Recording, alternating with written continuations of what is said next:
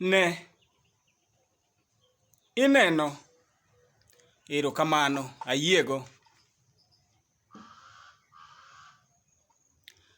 Koro sani ka uwinjo tung gi thum nyatiti gi asilili kod thumbe mamoko kayuak, to nyaka ukulru piny mondo ulam kidono.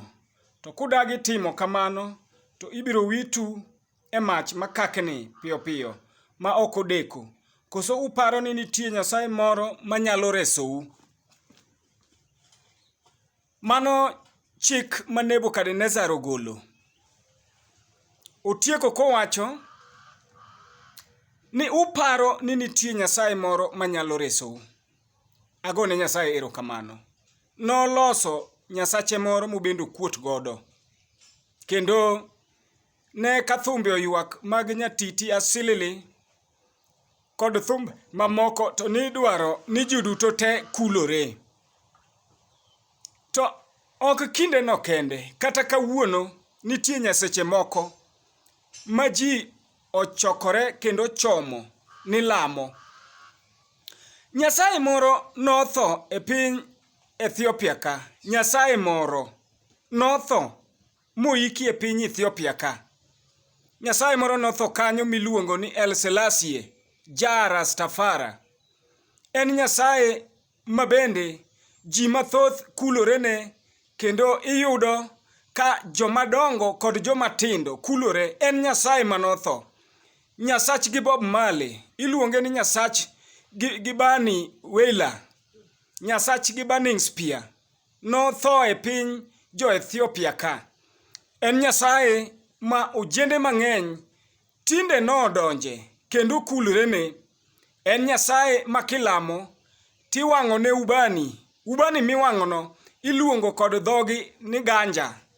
En ubani miwang'o to kendo kosewang'e tiyudo ka ropgino bende pong'o gi apong'a. Magi pong' gi roho ma koro gichako dhumo dhok moko mayore yore.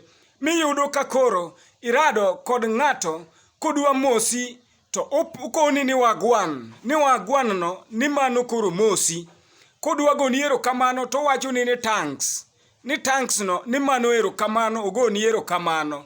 Kodwa wacho ni wan ji mang'eny to wacho ni ai and ai. Ni mano wacho ni koro gin ji mang'eny.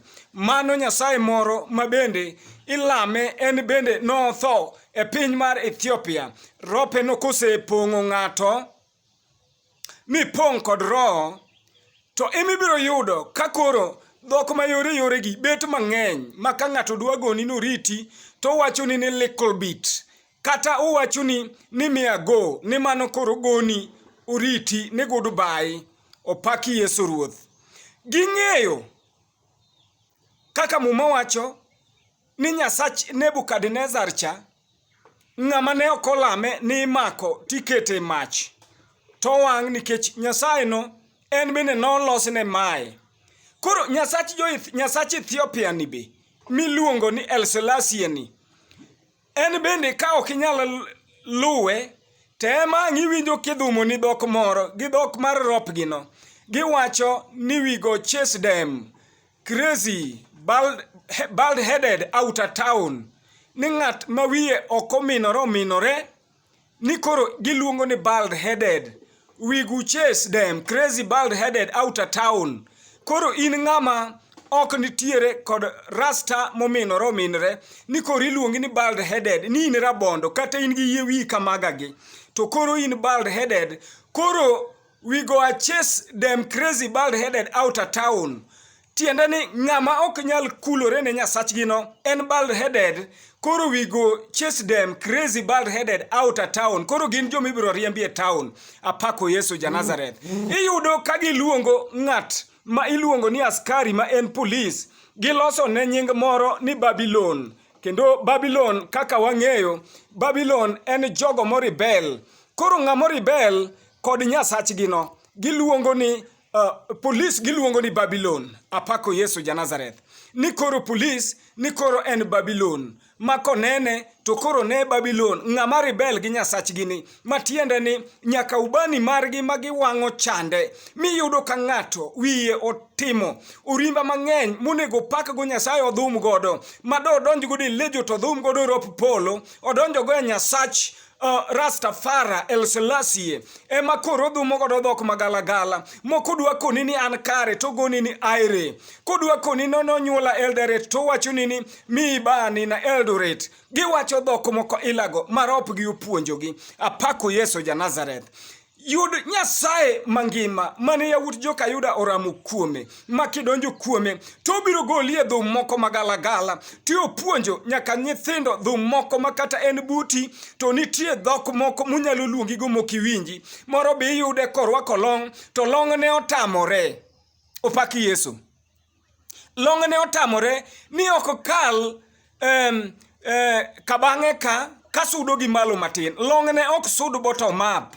Long ne sudo bottom down. No wacho ni koro shag. Ni long ne koro rem mana gi piny kanyo. Nikech osepong'e rope mag Elselasie ka opong'e. Kowacho dhok to wacho dhok ma ok inyal winjo. Inyalo po kobukore gi wach moro ni puo. Koro puo ni to mina ng'o. Opaki Yesu Ruoth.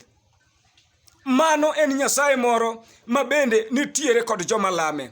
Agone Nyasaye Israel erokamano. En Nyasaye majal ma otamore lamo nyiseche moko. Kata in kijana malongi odage sudo bottom up no, kiwinjo wach Nyasaye ni longi man bottom down no, obiro sudo mubed kare. Nikech Nyasaye biro loso kiti, ae tibedo ng'at makare. Tiwe wacho dhok moko mayore mag juchiende, dhok moko mag Waagwan, dhok mag miago, dhok moko mag outer town, dhok moko mag Babylon kod aire. To ibiro dhumo dhok mar polo ma Yesu Kristo no singo ni nowenwa Roho Maler. Ago erokamano ne ng'at mowinjo. In jal mowinja, kawi kinde matin. Subscribe kende like. Kise subscribe, di kama olang nitiere no, mondo YouTube o notify i kasama waketo gimoro. Bende duarie kaka indiko wach moro. To bende kawie thuolo ni makende ishare wachni. Nyasach kwe mondo gwedhi in jal mowinjo wachni. Amina.